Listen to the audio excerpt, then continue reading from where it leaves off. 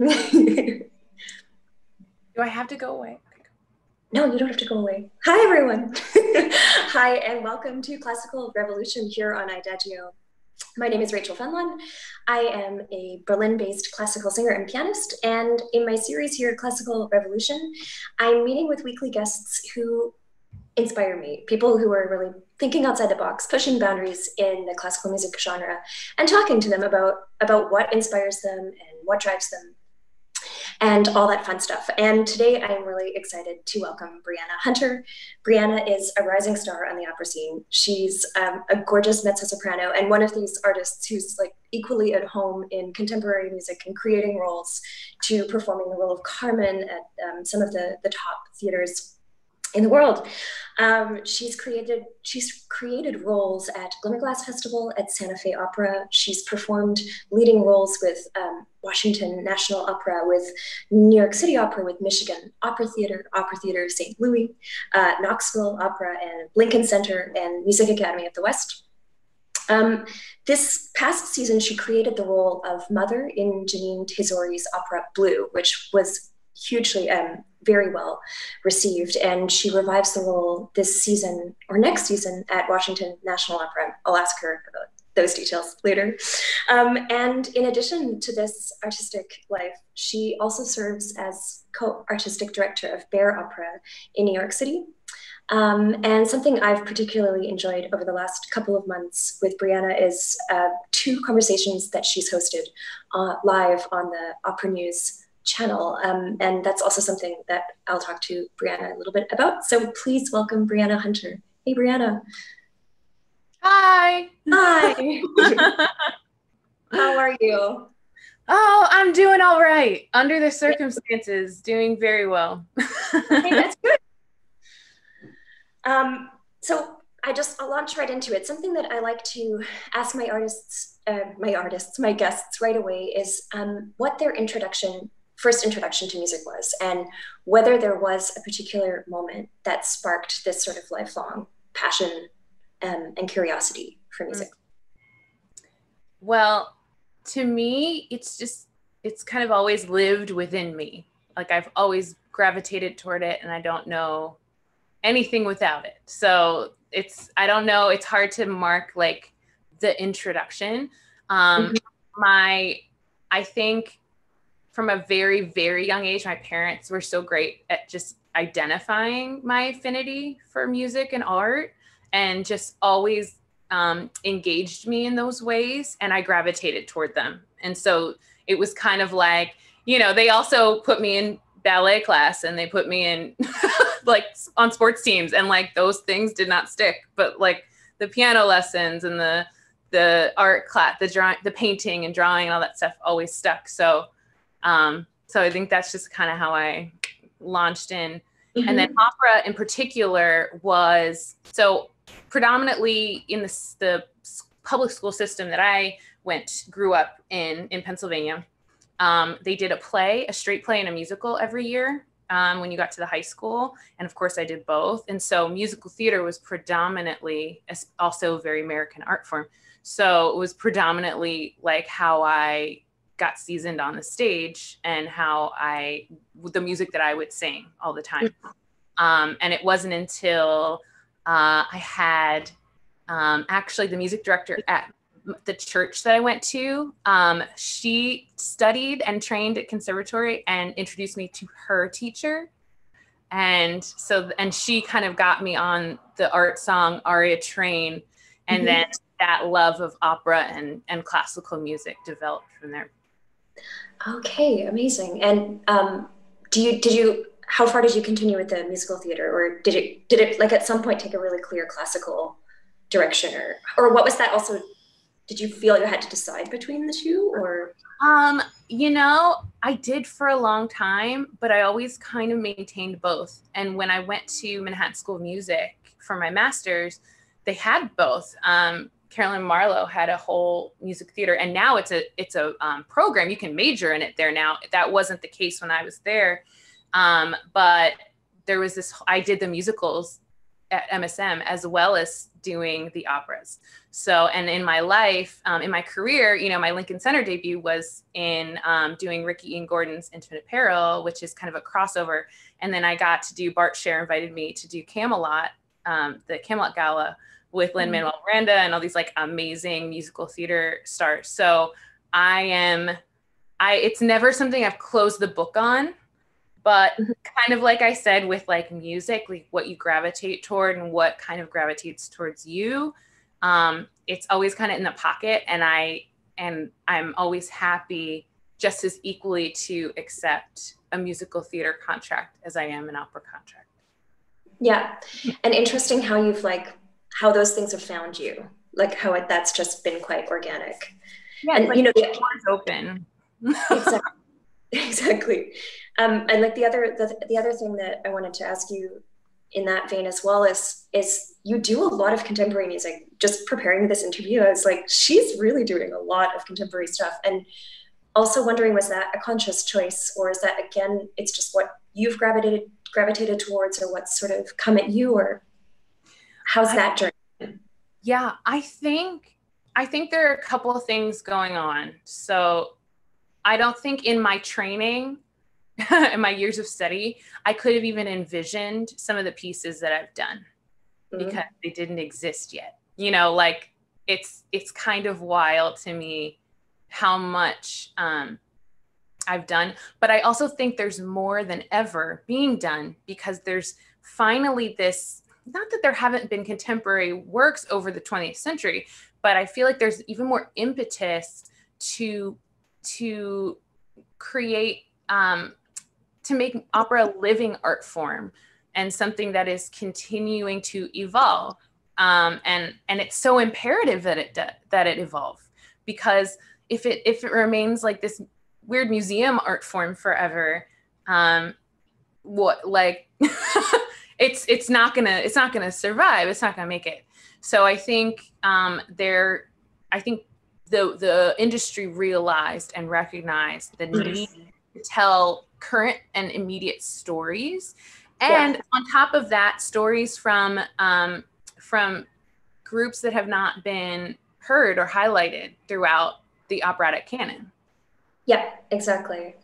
And I also think it's something that North America is doing particularly well. I think I suppose it's also because opera is still a relatively new thing, or it's the birthplace of it was Europe in ways, although with contemporary opera, I don't think we can say that at all.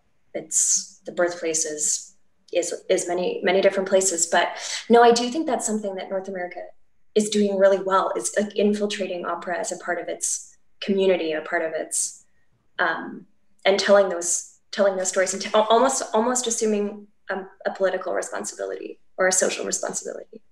Yeah, I think we, I mean, they always call it like the melting pot, right? It's like there's so many influences here. And I think that's really cool in that we can take the traditions of lots of different places and merge them into this great art form. And so that's what I find really exciting about a lot of these new works, is that like, of course, I love a Puccini melody. I love Handel. I love Bach. I love all of those things. And I continue to sing those things. Well, not Puccini because I'm a mezzo, but Verdi. But I think it's cool that contemporary composers can take those influences, those echoes, and it can be rooted in that tradition, but they have so much else to integrate into that music that we recognize as, you know, from the American experience. So that's to me what keeps it alive and exciting. Yeah. That's interesting, because it leads to a question that I was going to ask you anyway, which is like, it makes me think that that's what the strength of, especially, I mean, talking opera, that's what the strength of opera is. It's the like amalgamation of so many different things. And my question was going to be for you, like, what do you feel the particular unique strengths of opera have in society? I mean, what can they reflect that other art forms can't, or what? Yeah. I mean, to me, to me, it's always been the interaction with the live voice, with the unamplified voice, like the direct connection. Now, sometimes, you know, that's been altered, you know, with debate, with heated debate. Like sometimes people are like, we're going to throw some mics on people in certain situations, and there's always an uproar. But I think the unedited, unfiltered voice is just like that to me. That to me is opera, and what separates opera, because it is musical theater. It's a type of musical theater. It tells stories with music. Sometimes it has dialogue. But most of the time it does not. Yeah, I think, and that's another like heated debate that's going on right now, right? Because now it's like there's so many influences in it. It's not, you know, people are like, it's not pure, or, you know, what, but then people are like, what, well, is this an opera? Is it musical theater? What do we call it? And I'm like, I don't know how important that is. Yeah. Necessarily, but yeah, to me it's definitely like the vocal, something with the vocal discipline that it takes to perform it, and the things that you can call upon a singer to do, like the freedom that the composer has. There's so, like, the palette is wider. So, you know, I can give, in one moment, I can give you something that sounds bel canto, and I can give you something that is like belting in another moment. And so I think opera is really about like it's the broadest palette to me. Yeah. Yeah. To work in. And also with other artistic disciplines too, the way you can, you know, it has this history with dance, the way it has this history with the fine arts and literature and poetry and all these other art forms. Everything can come together into this one, you know, grand, amazing work. Exactly. And then the role of the orchestra and the role of the music, and it's exactly. It's broad, it's sweeping, it's I know, opera. What, like, something that's really also preparing this interview and just reading about your work and getting to know you. Of course, I know you as a friend, but getting to know you like artistically. Also, I'm curious. So you have this role also as an co-artistic director. Is that?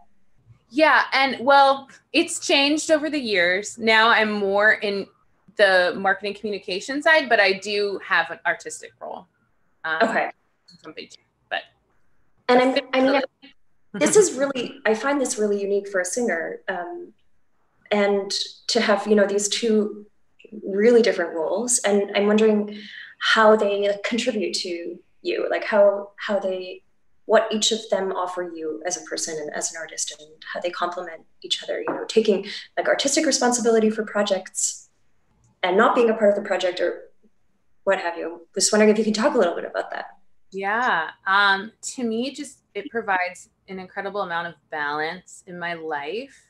I realized relatively quickly that singing alone was not going to be serving all aspects of who I am. I have always had this desire to also be on the other end, the other side of things, but within the industry, within the artistic realm. You know, I'm not trying to run and get a desk job somewhere for a tech company, but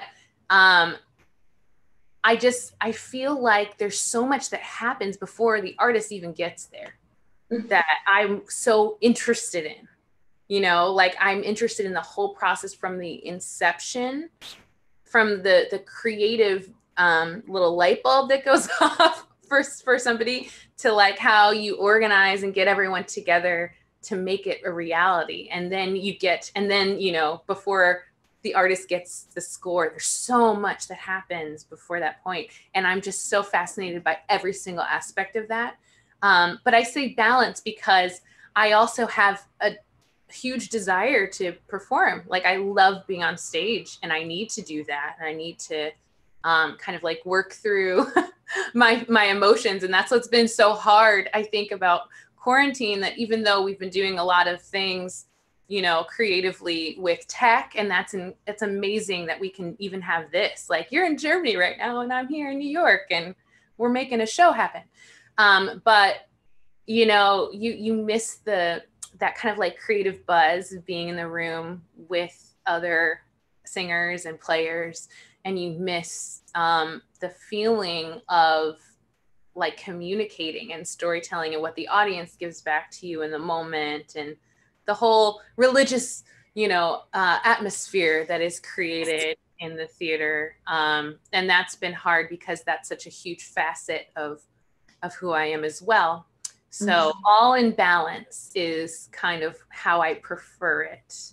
Sometimes I just want to sometimes I really just want to be in a rehearsal room and be just open and receptive to what the director wants, what the conductor wants to tell me. And then other days I'm like, no, I want a hand in, I want a hand in everything.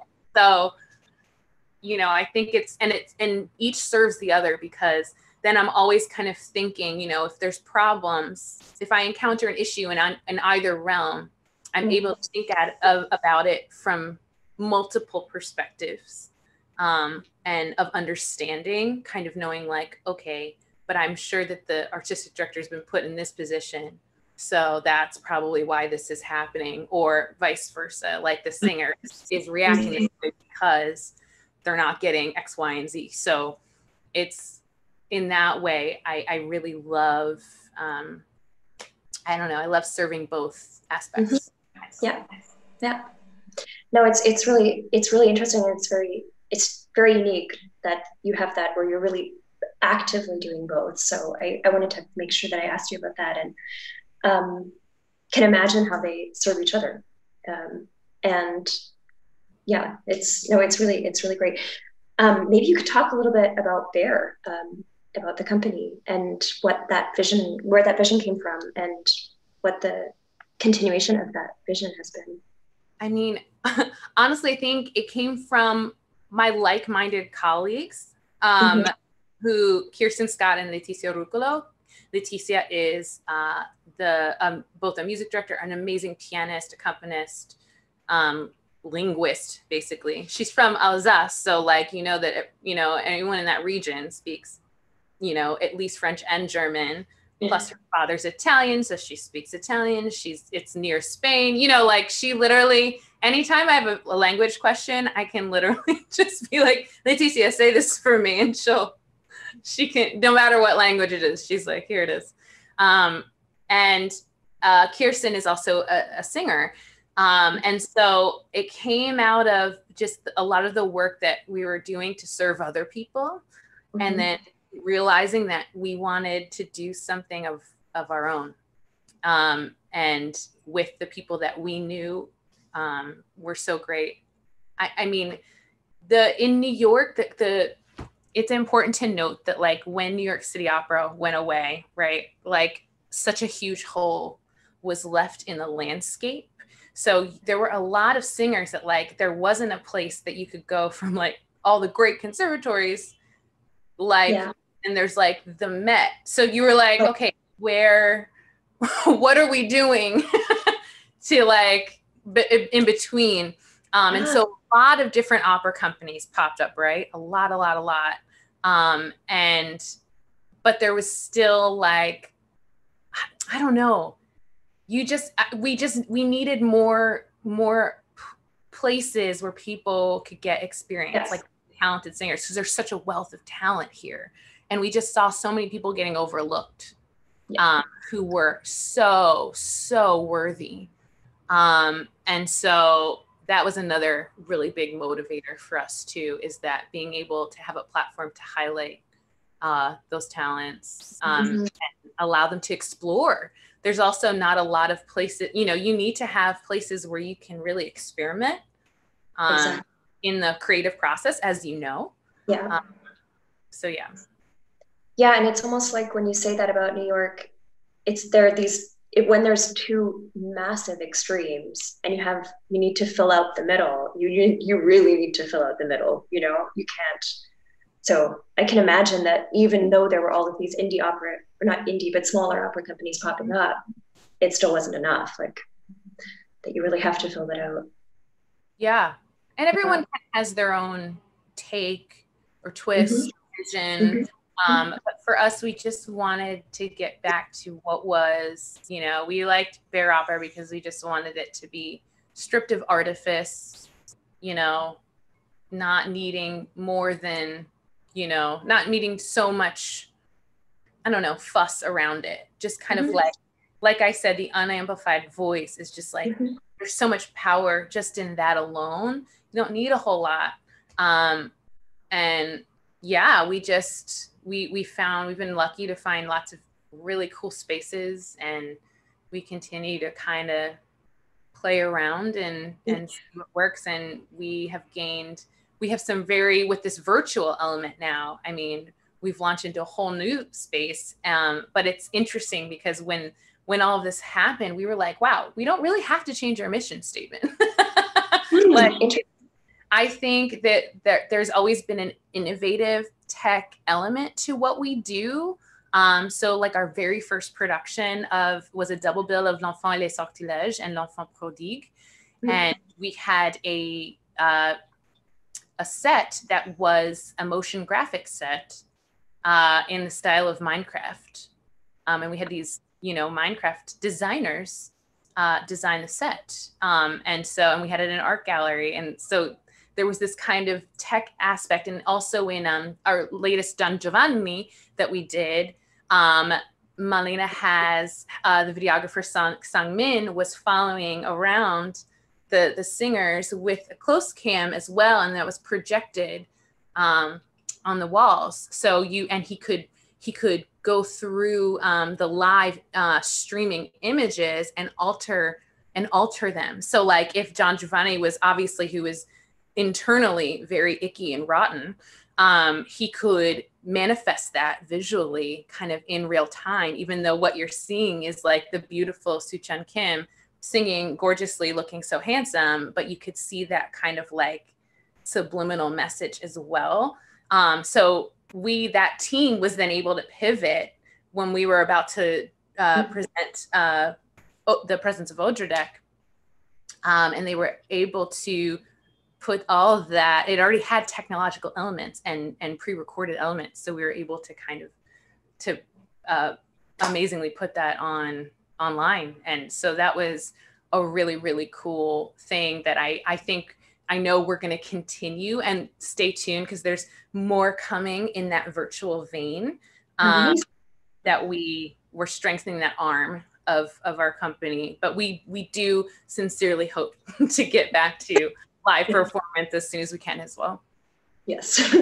No, I think this is also, this is a whole other kind of conversation venture, but it's also it's a time that lends itself well to these kind of companies or even these kind of artists who are already used to thinking outside the box, who are already used to trying to incorporate as many different elements as they can. And I think this time is really, I find, showing us who those companies are and who those artists are actually.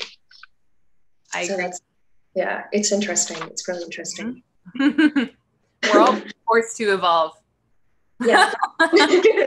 Like whether you like it or not, whether I like it or not, I am also my own videographer now. I'm my own sound engineer, for better or worse. I know. I think most of the time for worse for me, at least with the sound, but it's so hard, especially in New York. It's like, and an ambulance. Okay, cool. Oh, yes. Great. Or like your neighbor doing something crazy. Yeah. And it's been really a crash course as well, talk about being adaptable. It was just like, really, we had to learn this overnight. And also, I don't know about you, but also finding that spirit of what you said, like that religious spirit of the performance, or this like communion with whatever, the muse thing. I mean, having to find that with a camera by yourself when you kind of had like an off day, you know. It's like soul sucking. You're like, Yeah.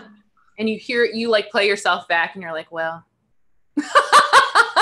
you know, I'm like, I thought I was okay. This sound does not seem to represent me, but they'll make it, you know. Exactly. And yeah, it's funny. In post, we'll fix that. So something that like we talked about when I approached you about doing the show, and something I'd love to talk to you a little bit about. It's also, you've spent the last 2 months, like I've watched two great conversations that you've hosted on Opera News, which were really, I think everyone should watch them. So I think the first one didn't save, but the second, right? But the second one is available on Opera News Facebook and Instagram, and on Briana's Instagram. And I would really recommend watching it. And it's you know, you're hosting dialogues about addressing race and addressing like the shortcomings of the classical music industry, and the work that it needs to do for its Black artists and Black audiences. And it's something that I had several things from, especially the second talk, that I wanted to just like ask you about and hear your thoughts on. And one of the things that stuck out to me, so what's great about the both chats is that you're discussing so many different steps of what work needs to be done, and you guys are really kind of breaking it down to a micro level of the things that need to happen, from the classical music industry and from companies. And you know, you say from like front to back, like from front of house to the top of the leadership and all the white male leaders. And but there's a sentence you said that stuck out, which is intent versus impact. And I was wondering if you could just talk a little bit about that and about your philosophy behind that sentence. Wow. Let's just start off light. It's, yeah, you know, skim the surface. Well, I can't take complete credit for that phrase. I know it's just been in the ether of, I consume a lot and have for years about how to discuss race, because of course, as a Black woman who also was raised in predominantly white spaces, something that I'm coming to terms with and later in my life is all of the ways that I have had to adapt, even if I wasn't aware of it. And I have become such a master at what we call code switching, being able to know what presence, what part of me is necessary in a space and what doesn't belong there, in order to fit in or to feel safe, to make other people feel comfortable. It's weird. It's this thing that for me, I wasn't aware of. It wasn't as stark. For some people, it's a language barrier. It's literally like, at home, I speak Spanish, and at school, I speak English, and at church, you know. But for me, it was more like, what parts of myself do I present to this group? And so that's been a huge thing for me, as in my adult life, as I continue to navigate the world and find and come into my own, because of course, as we get older, right?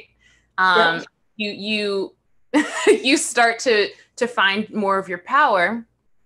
And I realized, I was like, I can't just be like, this is exhausting. I'm tired. You know, do I consider myself introverted? And I do. And I think I really am. But do I consider myself introverted because I truly am? Or is it because it's often so exhausting to be in these spaces of people?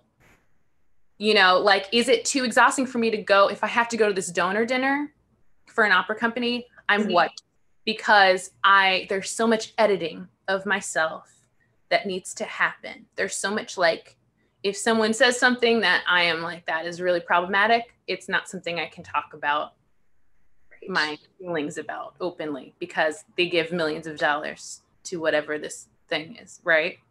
So that's just something that needs to be, that I think a lot of people who are, I'm going to just say non-people of color Yeah. are getting hip to, or kind of like starting to understand that there is, what we are talking about is that there's been a default. There's something that is deemed normal and default and correct that does not necessarily suit everyone or make space for everybody. But the issue we come to is that yet you still want to tell the stories of these groups. So now we have an issue, right? Because if you're going to tell a Black story on stage with an all Black cast, there needs to be in spaces that aren't necessarily always kind. And that's the thing that companies are realizing, is that like the culture in their company isn't always ready for that. That's where these clashes are coming from. Because now you're like, oh, I didn't know I worked with somebody who had those thoughts, because it's not something that ever really affected you. You didn't realize like the community around you, right? Like how are Black artists going to feel? I think I talked about this in the second Opera News talk, where it's like you walk into people just, and overall I talk about, being Black, but I think it applies actually to a lot of other people and groups. But if you are a kid coming from the city and you go into a house that's in a more rural setting, or just a different part of the country, because America's so freaking huge. Like even though we are technically one country, like we are very different pockets. Yes. And so all of a sudden, like you go from one pocket to the other and you realize like that environment, like everything is setting off red flags in this environment. You're like, this is not a place that I'm going to feel safe. But that company's done nothing to like warn you, to protect you, to make you feel comfortable. It takes going the extra mile sometimes. And to me, someone who's very like fluent in how to navigate different spaces, I'm like, this is easy. Like if I'm running this company, I know in the middle of nowhere, I know exactly what to tell people of color coming here. I know exactly which I'm going to comb through the town and mark safe spaces and let the community know what's coming. There's a lot of prep that is not, to me, it's not hard. Like to me, it's a no-brainer. But I'm realizing that a lot of these companies that like, they just don't think that way because it's, again, they haven't had to. So that's, and I say intent versus impact, because you can have the best intentions. You can be like, but we wanted to put this show on because we wanted to tell different stories, blah, blah, blah. It's like, okay, but that is great. But the impact of you putting this show on in the way that you did, maybe didn't reflect the intention that you initially had. And that's where you have to kind of like listen to the feedback, and also just reanalyze how you do things. And it does mean going through, like if there's nobody on your staff high enough, I do really, because it can't just be the artist, because we have such little power to begin with, which is a whole nother conversation that I want to talk about. Yes. We have so little power to begin with. So it can't just be like, okay, we have Black people on stage. It can't just be, we have some ushers, even though that's important. It can't just be, a few people in the social media team, but they need to be there. It needs to be high enough where like when initial decisions are made in the framework for how something is going to be presented, because all of that happens in advance. And that's again, the fascination when you were talking about, the two sides of me, the administrative part. I'm really interested. I think that's part of it, because I was like, okay, from the idea, right? how far in advance are these decisions being made? I wanted to know, like, the marketing strategy, the outreach strategy, the development strategy, all of those things need to have diverse opinion and thought and influence. Yeah. And you need to have people in the room that are considering things differently than you might, or seeing the world in a different way than you might. You need to have all those people at the table, especially if if you really want everyone at the table and you're saying you want to put on these stories. You're posting Black Lives Matter. You are doing all of these performative things and you are saying that you want these things. The actionable points are literally having those people at the table and making sure that their voices are heard and acknowledged, and their suggestions are implemented. Yes. Something also interesting from that conversation that you said, which is connected, is that, you know, it's this intent of recruiting people of color, like of filling that out, but then not following through. Or I remember that was a part of the conversation as well, saying it's not enough to say, yeah, we want to have more diverse leadership, but actually actively seeking it out and seeing all of the barriers that come between that as well. You know, you guys brought up the fact that sometimes it's about audition fees, or sometimes it's about people just not knowing that those job opportunities are there. So if you want the change, you have to actually really actively find it. Yeah. And it's about creating, I talked about this in lots of different spaces. I don't know, I'm getting confused. Like, should I say it too? But, you know, when you talk about recruiting, or I call it diversifying pipelines, right? Like, where are we getting, who are we reaching out to? Who are we talking to? What schools, down to like the schools that you reach out to find the tech residents or the singers or whoever. Like, you need to look in different places that you might not normally look. But you also, on the flip side, it's like, which comes first, the chicken or the egg? You need both at the same time. And I talk about the other side of it is making sure that it's a culture that is welcoming. Because if you are a company that is still upholding a lot of very offensive traditions, that is showing in action that you don't really embrace these communities, how will you convince a board member to support you, to give you their money, or a donor to give you their money when they don't feel respected in your institution, or there's no visibility, there's no representation? So it's kind of like, that's what's hard about this moment. I understand where folks are kind of like hitting the wall, right? Because now opera has put itself backed itself, at least in America. I can't speak to Europe as fluidly, but in America, opera has definitely backed itself into this corner where it's been so exclusive for so long. Yeah. That even the word, I personally think opera has a brand image issue in America. Like, you can't say opera, you say opera and people are immediately like, oh, like so many negative things come to mind. It has nothing to do with the new works that we were talking about earlier that are happening, that are trying to like resuscitate and tell real stories and be relevant. Yeah. So now you have this barrier. It's like, yes, of course there are people of color with money.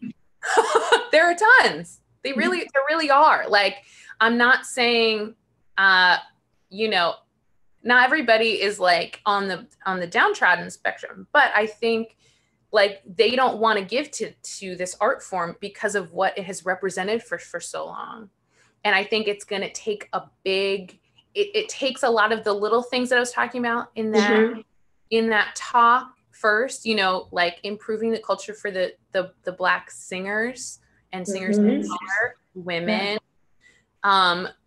in the space of opera, making sure that their voices are heard and upheld, making sure they're honored properly. And that's where I think we'll go there next, probably talking about like the disenfranchisement of artists, period, but why it's so starkly evident in light of the Black Lives Matter movement right now, and that has been going on for a while. But this present moment is that like you're realizing you've been telling Black stories, but like not really paying Black people what they're worth. But I think that also reflects that you haven't really been honoring artists in general for what they're worth.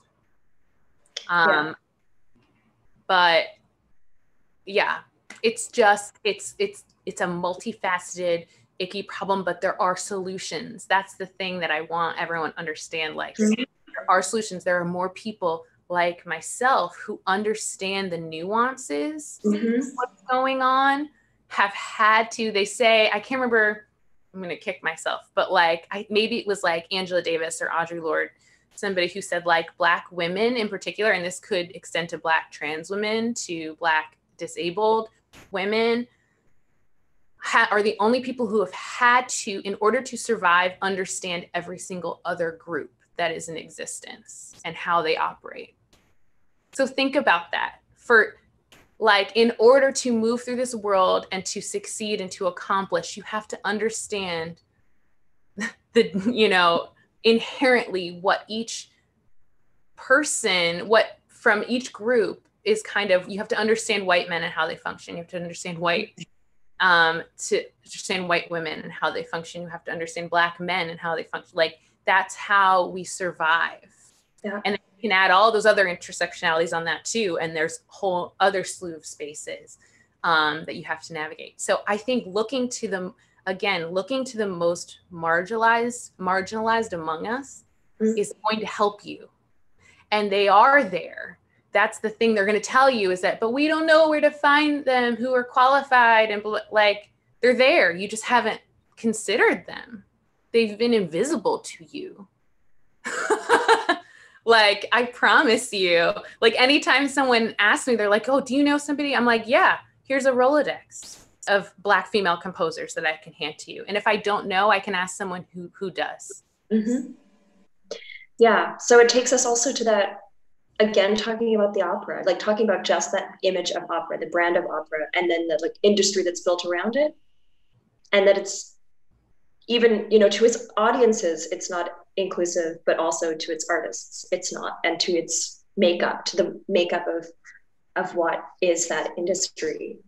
And it's funny, you know, I keep talking in this show about how we're afraid to take risks with this industry in particular, because there's always this like endangered species feeling, you know, oh, it's not quite relevant enough in society, or, you know, it at least I think as long as you approach something from this place, you're never really going to take risks. So it makes me think about that a lot. No, like, when has coming from a place of fear ever served creativity or when? Yeah. It doesn't, as you know, like we've both studied with Neil, we should give a shout out to Neil, but like that was such a huge lesson for me in singing and just the study of singing. Like if I'm overly concerned with every aspect of like the sound that's coming out of my mouth, it's not going to be free. It's not going to be generous. It's not going to be what I want it to be. It's like the the absence. Exactly. You have to just get out of your own way. And I think opera I like what you said, the fear of extinction. There's always this like, but we have this. I don't understand it. No, it's neither, but it exists. It's behind it all the time, I feel. It is. It's kind of this little looming specter. Yeah. Like you will no longer be relevant. But it's like, if you take the risks, if you dare to include, if you dare to join the current moment. Mm-hmm. And opera historically has spoken to the moment. That's what people are really forgetting, is that people like Wagner, people like Mozart, they were responding to things that were happening politically, socially. We have lost that, you know, I don't want us to lose that element. And I'm not saying we can never do Madame a Butterfly. Some people will say that we can never do Madame a Butterfly again. There are people who are like, no, it's so offensive, it's unsalvageable. I think there's a way to hire creative dramaturgs and directors to work with it. And maybe you do have to lose certain parts of it, but why are you clinging to that? Like, look within yourself as to why it's so important to you that Cho-Cho-san be in yellow face. Why? It's a human story. If you believe in opera as a storytelling human art form, that should be what's important. That's what we need to cling to and figure out how can we help this audience, or not even help, because I don't want to tell them, I don't want to force feed them and be like, this is good, you should like it. Like, no, you should just be able to present it in a way that's not, so they're not sitting there like, what is this BS? You should present it in a way that is going to speak to them. And that means knowing the world around you, understanding the people in your communities, understanding, joining the century. Yeah. And I mean, that brings me to something else that I wanted to talk about today anyway, which is really that role of opera in its community, and how, I mean, just how we've positioned ourselves in communities. And sorry, I have to look at my notes actually. Okay, sorry, I went on like a million tangents. It's also just that as long as we're not representing our communities fully, how can we grow and evolve as an art form, right? And so I wanted to just ask you about that a little bit and hear your thoughts about, you said that there are a lot of potentials for change. Where do you feel community stands in this? Yeah, I think knowing any good corporation, huge corporation, has intense marketing strategies around data analysis, surveys, understanding their consumer. We are an art form, like most opera houses in America, I don't think do the routine kind of checks in that way as to like what communities they're in. Some do a good job. Not all are terrible. And I have worked for some companies where I'm like, wow, this community engagement feels very genuine. It's not pandering. They have really managed to make relationships and long-lasting relationships with different parts of the community. And they are very successful to me, because then it's a place that I want to work again. It's a place where I'm happy to kind of offer my talents and services in the community, because, it's like, oh, I met this, this person who's the choir director at this school. And I love that we use a lot of their kids in the chorus, and they get, X, Y, and Z. And they do this every, it's like, okay, yeah, sure. Do I want to give a master class? Of course. And because now I have this kind of relationship with that part. So I think you for sure, like, here's an example. Like when I went to Europe, right? When I started going to Europe and I realized like, wow, there's like an opera house in every town, almost, like even a little teeny one. Yeah. Like, but not everywhere, but like, I would be like, wow, this is astounding. Like how, because it can offer so much to a community as well. If you really embed yourself and integrate yourself, a great place where I did a residency at Michigan Opera Theater, and that was a great example. Literally, David DeCura was incredibly visionary in that he really recognized and knew what an opera house, the presence of an opera house in this city could contribute. Like he was thinking about like, what can this bring to the city versus what can they give us? Yes. Which I think is a really important thing to think about, that you are contributing organization to the fabric of your region, of your city, whatever you serve. And you need to think of art as service too. Like, yes, of course we need money, we need all that stuff, and it is a business. I get that. I'm not naive, but I think we're getting lost in this kind of like mad, like fear-based,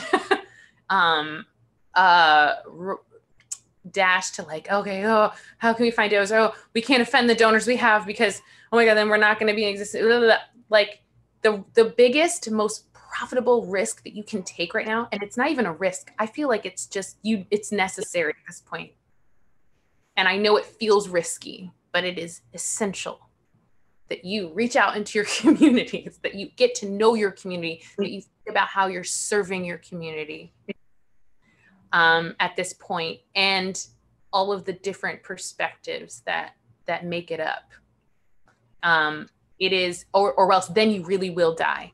That's by continuing to not acknowledge it.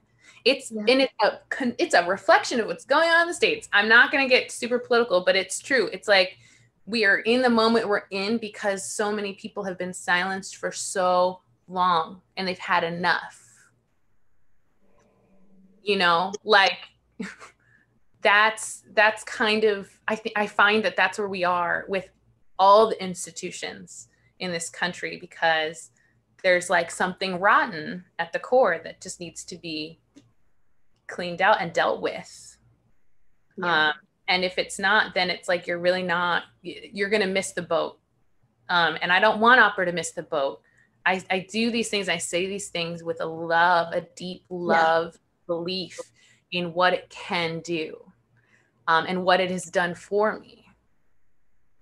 And I think it's like an urgent call to action at this point. It's not like, oh, it's risky. Like, no, you must, you must evolve. And, you know, one thing that is coming to my head now is like, you know, we've talked a lot, and you've hosted 2 conversations, and you've probably had many countless other conversations, you know, calling to action institutions and like board members and whole companies. But also, I'm curious, in your opinion, what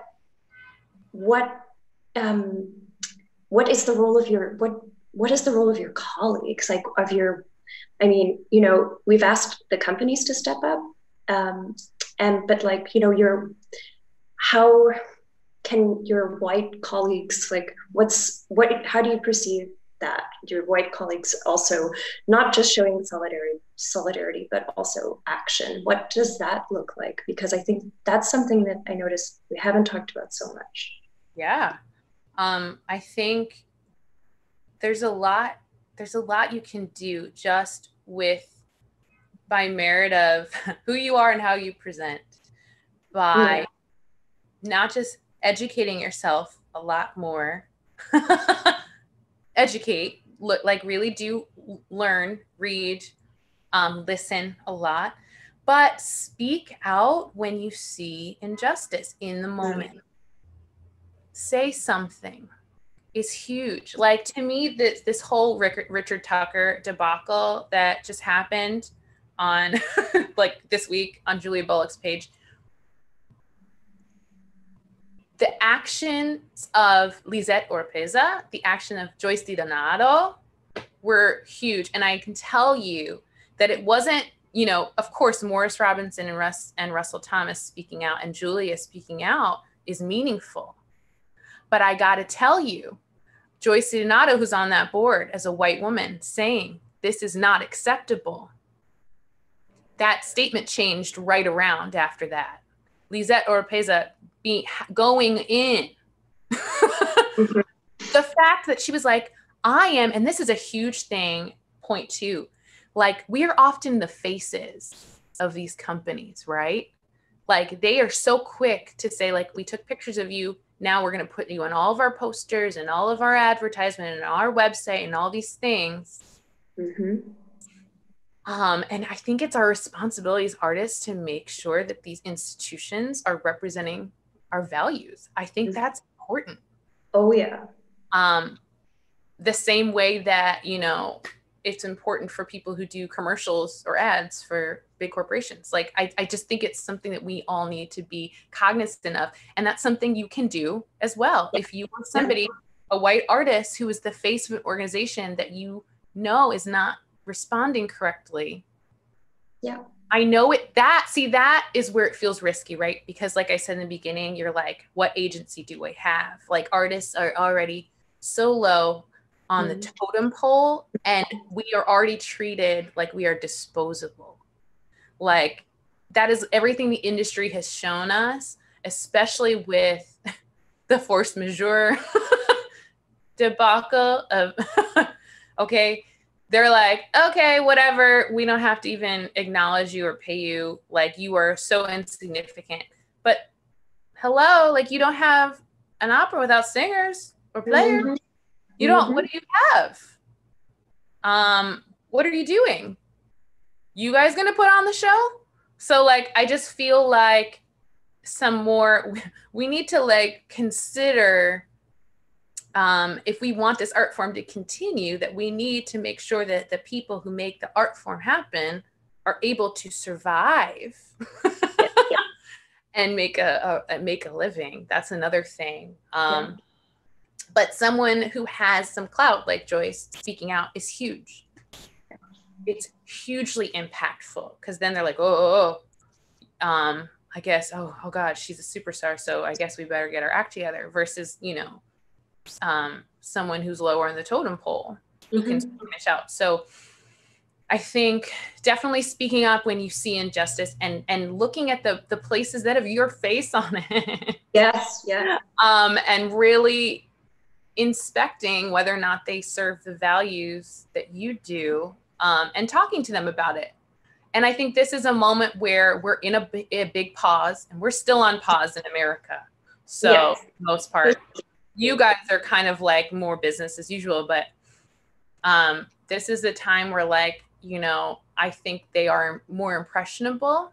Like, I think I said at the beginning of the opera news, the first one, and the reason I didn't save it was, it was like the perfect storm. They asked me to do that live, like back in March, and it was supposed to be a cute, like, what are you doing in pandemic? And then the murder of George Floyd happened, and the country literally exploded. And I was just like, I don't even know how to process anything right now. So I think I was very flustered. But the thing that I said to myself in the beginning was, like, as I kept seeing all these people tuning in, I was like, I'm not used to being heard. Like, that felt foreign. Wow. Like, I've been going on these rants and chats and talking. I've had these conversations tons, but it's never really gotten to the right people. And the people that need to hear it have never really tuned in. And that's what's so unique about this moment to me, is that people, they're more open to suggestions and solutions than ever. And I think we need to really take advantage of that. So we are not going back to business as normal when we are back live. Yeah. Briana, thank you so much for making it. We're at time almost exactly, and I could keep talking to you, and maybe I'll have you back on the show, because this was just, you know, we have to, there are still so many things to talk about. But thank you so much for making time and for sharing so many inspiring and provoking thoughts. Really, really, I'm really grateful. Of course, thank you. And thank you. And for those of you who tuned in, also make sure that you check out Briana's really beautiful playlist, which is attached and linked below this episode, featuring all sorts of just really gorgeous music, like from Mahler and Wagner, and there's Mahler, and there's a lot of good stuff. So thank you so much, Briana, and I will see everyone else next week, and I'm wishing you a great day over there in New York City. Wishing you the same. Okay. Berlin. Tschüss. Tschüss.